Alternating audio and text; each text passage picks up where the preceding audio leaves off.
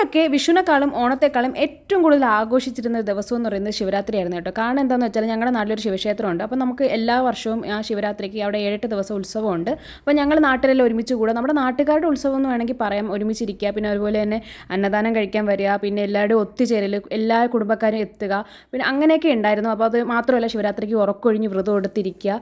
അതൊക്കെ നല്ല എന്താ പറയുക നല്ല നല്ല ഓർമ്മകളാണ്. ഇപ്പോൾ അതൊക്കെ മിസ് ചെയ്യുന്നുണ്ട്. നമ്മളെ പല സാഹചര്യങ്ങൾ കൊണ്ട് നമുക്ക് അവിടെ ഓടിയെത്താൻ പറ്റുന്നില്ല. അപ്പോൾ അതുകൊണ്ട് തന്നെ ഞാൻ രാവിലെ തൊട്ടടുത്തുള്ള ഗണപതി അമ്പലത്തിലോട്ട് വന്നിട്ടുണ്ടായിരുന്നു. ഇത് കൊച്ചിയിൽ എടപ്പള്ളിയിലുള്ള ഗണപതി അമ്പലമാണ്. ഇവിടെ വന്നിട്ടുള്ളവർക്കറിയാം നല്ല അറ്റ്മോസ്ഫിയറാണ് ഇവിടെ വന്നിരിക്കാനായിട്ട്. ഒരിക്കലെങ്കിലും കൊച്ചിയിൽ വരുമ്പോൾ ഈ ക്ഷേത്രത്തിലോട്ട് എല്ലാവരും ഒന്ന് വരിക.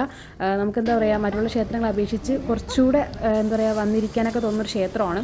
അത് കഴിഞ്ഞ് ഞങ്ങൾ നേരെ ഓടിയത് ഉണ്ണിയപ്പം മേടിക്കാനാണ് കേട്ടോ. ഇവിടുത്തെ ഉണ്ണിയപ്പം നല്ല ടേസ്റ്റാണ്. അപ്പം അല്ലൂസിന് ഉടനെ തന്നെ ചൂടോട് കൂടിയിട്ട് ഒരു ഉണ്ണിയപ്പമൊക്കെ കൊടുത്തിട്ടുണ്ടായിരുന്നു. അതിനുശേഷം ഞങ്ങൾ കുറച്ചുകൂടെ അവിടേക്ക് ഇരുന്നു. അപ്പോൾ എല്ലാവർക്കും ഞങ്ങളുടെ ശിവരാത്രി ആശംസകൾ കേട്ടോ.